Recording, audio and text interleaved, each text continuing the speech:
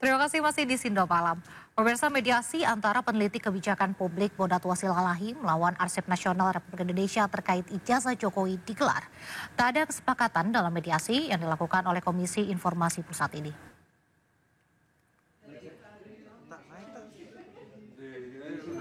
Sidang mediasi sengketa informasi publik tentang ijazah Jokowi berakhir deadlock atau tanpa kesepakatan. Mediasi ini dihadiri langsung oleh termohon Bonatua Silalahi dan pemohon pihak Arsip Nasional RI.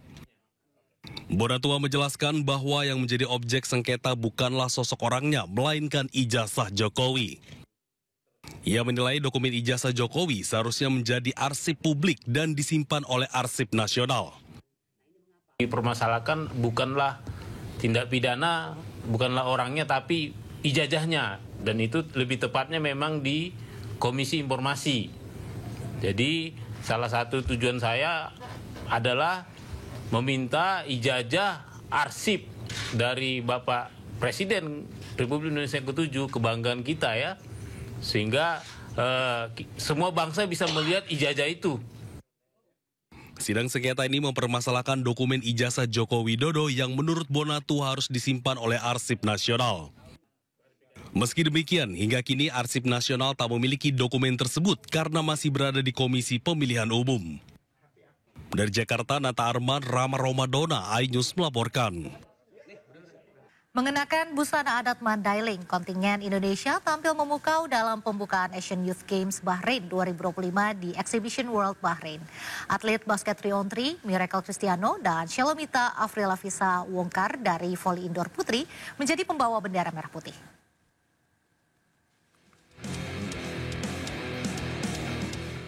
Defile kontingen Indonesia tampil penuh karakter saat pembukaan Asian Youth Games Bahrain 2025 di Exhibition World Bahrain tadi malam. Busana adat Mandailing dikenakan Chef de Mission CDM, kontingen Indonesia Akbar Nasution sebagai cerminan filosofi perjuangan dan keberanian para atlet di panggung internasional. Sementara atlet basket 3-on-3 Miracle Cristiano dan atlet voli indoor putri Shalomita Afrilavisa Wongkar dipercaya menjadi pembawa bendera. Keduanya mengenakan busana adat Batak Karo yang dipercaya melambangkan kekuatan karakter dan keanggunan budaya Sumatera Utara. Upacara pembukaan yang berlangsung meriah ini menandai dimulainya pesta olahraga bagi atlet muda terbaik Asia. Secara keseluruhan, Indonesia menurunkan 123 atlet yang akan bertanding di 21 cabang olahraga pada Asian Youth Games ketiga ini. Saat ini Indonesia menduduki posisi kedua dalam perolehan medali dalam ajang Asian Youth Games 2025 Bahrain dengan menorehkan 1 emas dan 1 perunggu. Dan berikut klasemen sementara perolehan medali. Ada saja drama yang tercipta setiap hari dari jalur kereta api KRL Jakarta. Cerita menarik hingga seram dan menggemaskan, terutama datang dari gerbong khusus perempuan. Nah, seperti apa ketegangannya? Berikut informasinya untuk Anda.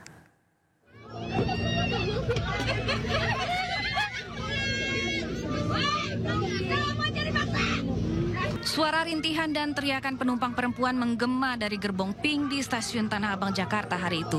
Aksi saling sikut dan saling dorong dalam gerbong khusus perempuan berbuah kisruh di jam sibuk. Desak-desakan membuat sejumlah penumpang yang berdiri di mulut pintu gerbong terjatuh. Tak heran bila situasi ini membuat perempuan itu sendiri menjuluki gerbong sadis pada gerbong KRL khusus wanita. Usut punya usut, huru-hara dalam gerbong perempuan yang kerap terjadi dipicu dari sejumlah hal. Selain emosi yang tak terkendali, kepadatan penumpang di dalamnya juga turut menjadi pemicu.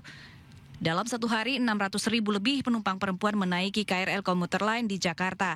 Gerbong yang seharusnya hanya menampung 150 penumpang harus dijejali 279 orang agar semua terangkut. Bisa dibayangkan suasana di dalam gerbong di waktu jam sibuk.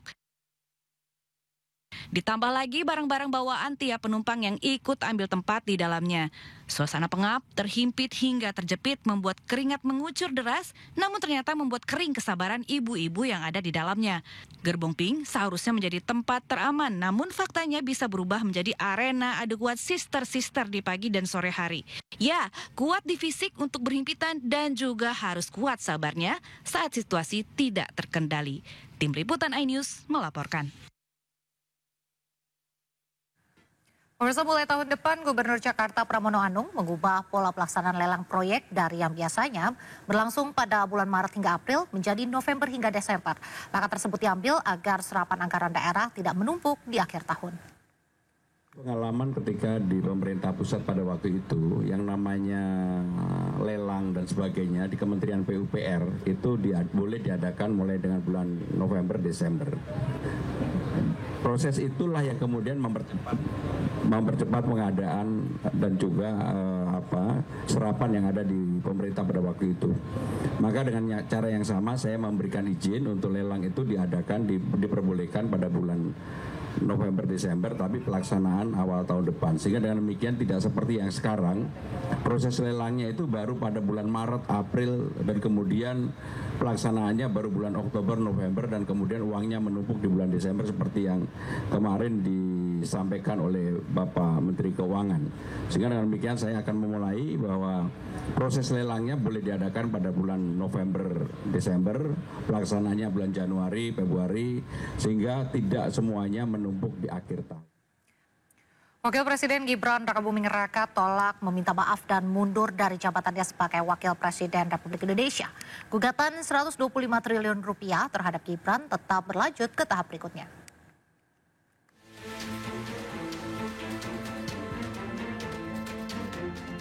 Mediasi gugatan perdata 125 triliun rupiah yang diajukan Subhan Palal terhadap Wakil Presiden Gibran Rakabuming Raka menemui jalan buntu. Gibran diwakili kuasa hukumnya menolak tuntutan Subhan untuk meminta maaf dan mundur dari jabatan Wakil Presiden Republik Indonesia. Saya menyarankan dua. Di dua persyaratan itu, satu minta maaf, kedua mundur dari jabatannya masing-masing. Tapi itu nggak bisa dipenuhi, itu aja. Dua-duanya tidak mau, Pak? Ya dua-duanya tidak memenuhi persyaratan apa yang saya minta. Minta maaf. Sebelumnya Subhan menggugat Wakil Presiden Gibran Rakabuming Raka dan KPU karena dinilai melakukan perbuatan melawan hukum karena ada sejumlah syarat calon Wakil Presiden yang tidak terpenuhi. Penggugat pun meminta majelis hakim mengadili dan menuntut Gibran membayar ganti rugi 125 triliun rupiah ke negara. Tim Liputan iNews melaporkan. Informasi olahraga pemirsa, buntut penolakan visa atlet Israel untuk ikut serta dalam kejuaraan dunia gimnastik artistik di Jakarta memasuki babak baru. Federasi Olahraga Internasional IOC memutuskan untuk melarang seluruh pertandingan internasional yang diatur IOC digelar di Indonesia termasuk Olimpiade.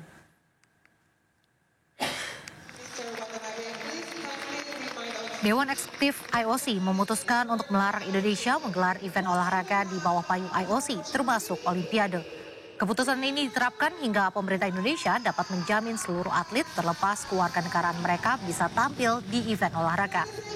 IOC juga merekomendasikan seluruh federasi internasional untuk tidak menggelar event atau pertemuan apapun di Indonesia hingga masalah ini terselesaikan. Keputusan diambil IOC dengan alasan agar tidak ada lagi diskriminasi terhadap atlet ke depannya.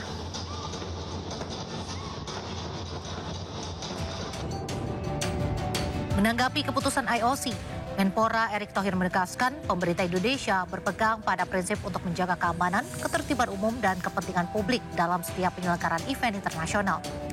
Erick juga menegaskan langkah tersebut dilandasi ketentuan konstitusi yang berlaku, di mana Indonesia tidak memiliki hubungan diplomatik dengan Israel. Menpora juga memahami keputusan tersebut membawa konsekuensi, di mana Indonesia tidak dapat menjadi tuan rumah kejuaraan di bawah payung Olimpiade selama tidak dapat menerima kehadiran Israel. Menyikapi hal tersebut, Menpora menegaskan pemerintah Indonesia tetap berkomitmen mempersiapkan blueprint pembangunan olahraga nasional dan berperan aktif di berbagai ajang olahraga internasional.